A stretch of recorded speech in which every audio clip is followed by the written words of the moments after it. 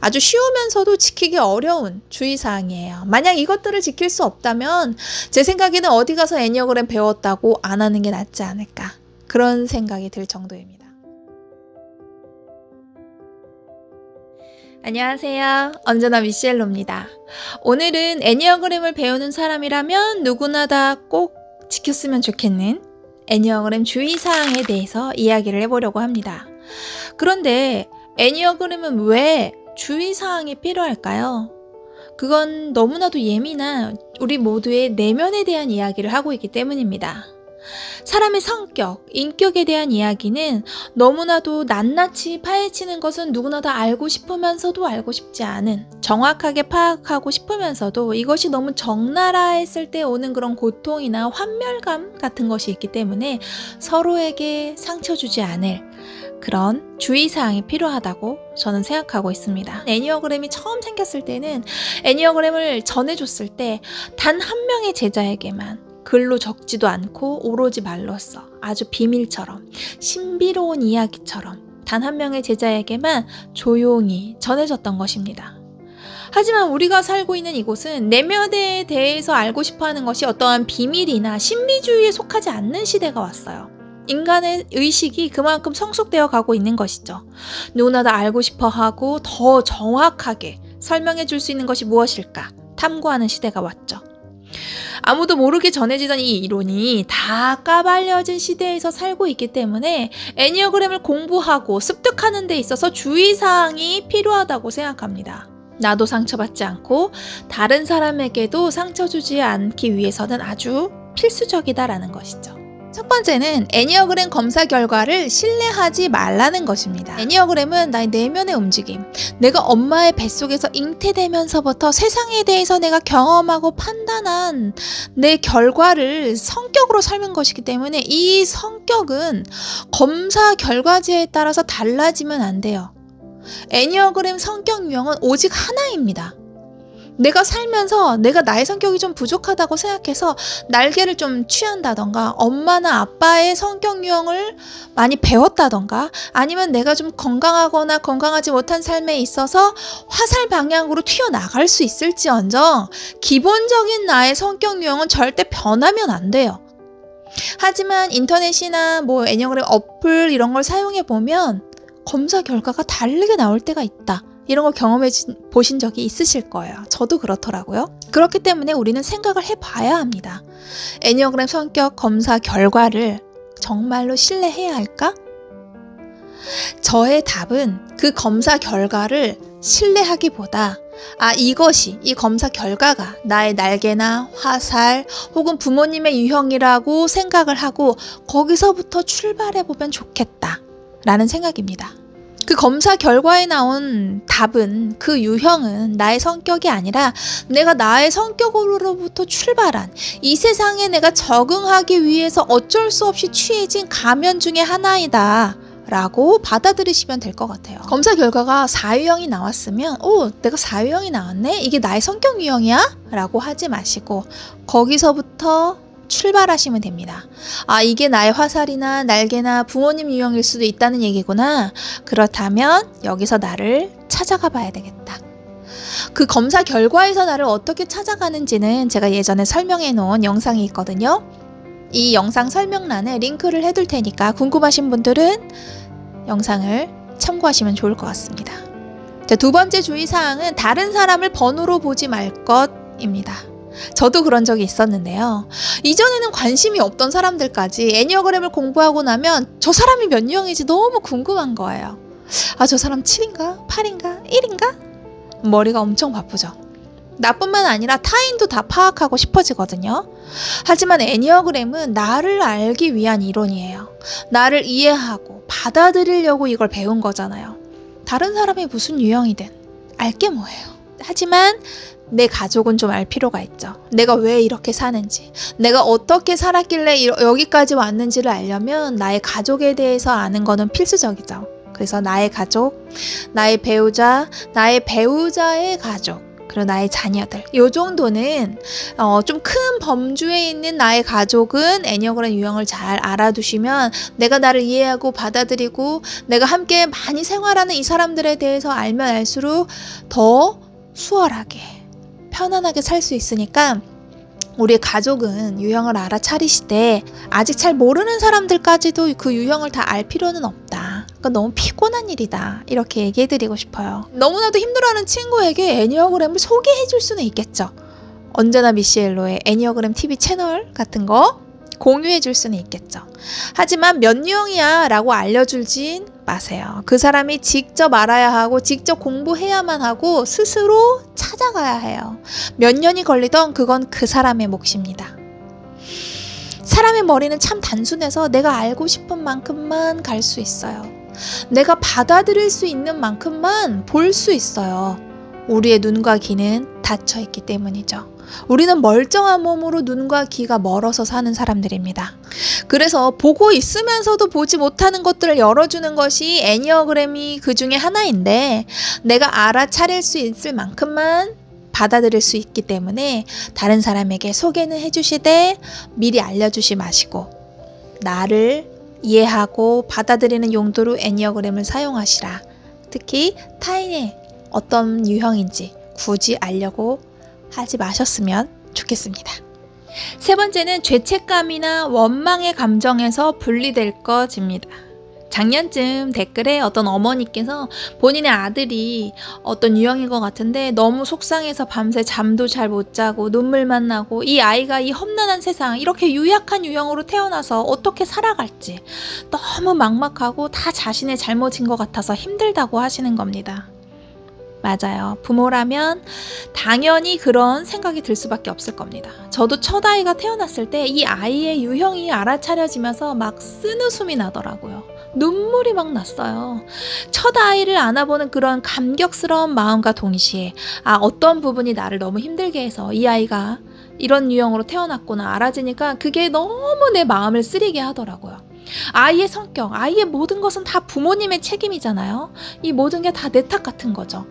하지만 뒤집어서 생각해보면 아이는 엄마 뱃속에 잉태되는 순간 9가지 유형 중에 하나의 성격을 선택할 수밖에 없습니다. 이 중에 뭘 선택할지는 아이의 입장이에요.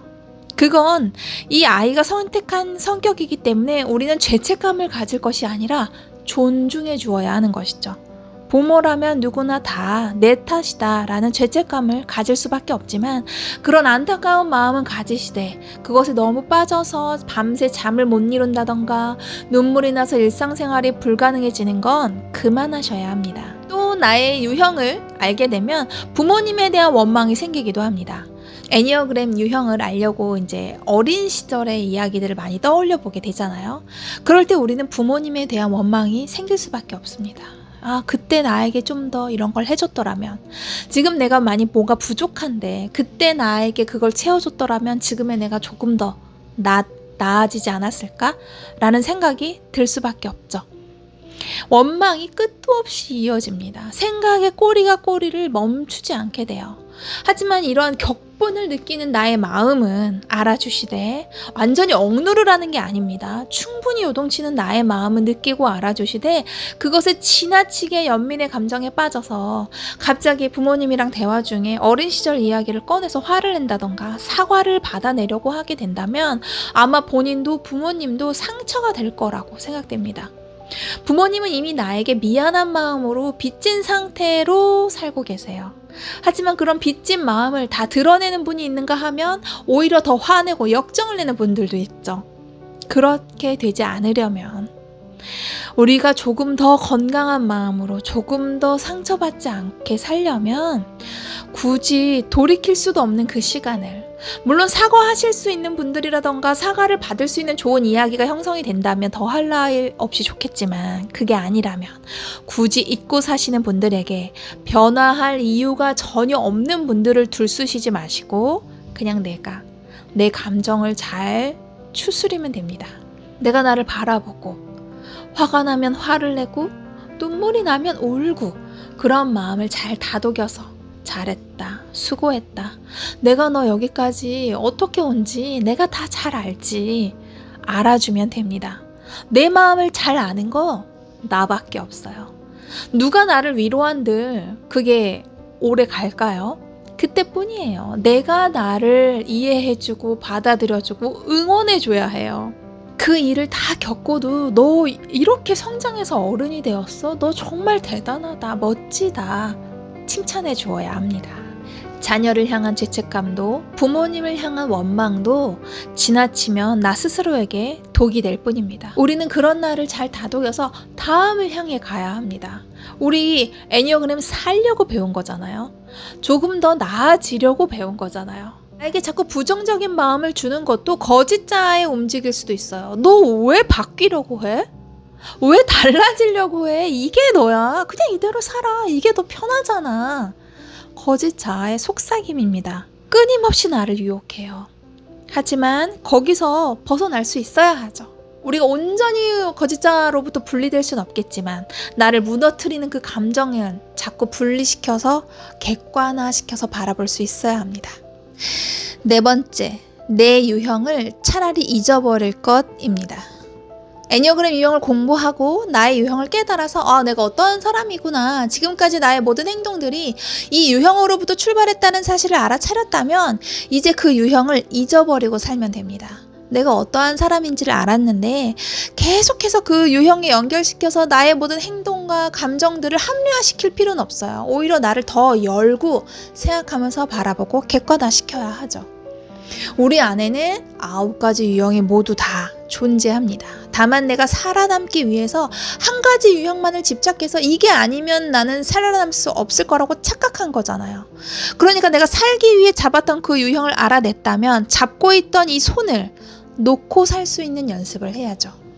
제가 최근에 어린아이들의 성격 유형을 알아차리는 이야기를 한동안 올렸었는데요. 거기에 이 이야기를 못 넣었어요. 아이의 성격 유형을 알아차리시되 죄책감을 가지지 말 것, 그리고 가장 중요한 것은 우리 아이는 이런 유형이구나 라고 알아차렸다면 그것을 이제 잊어버려야 된다는 것을요.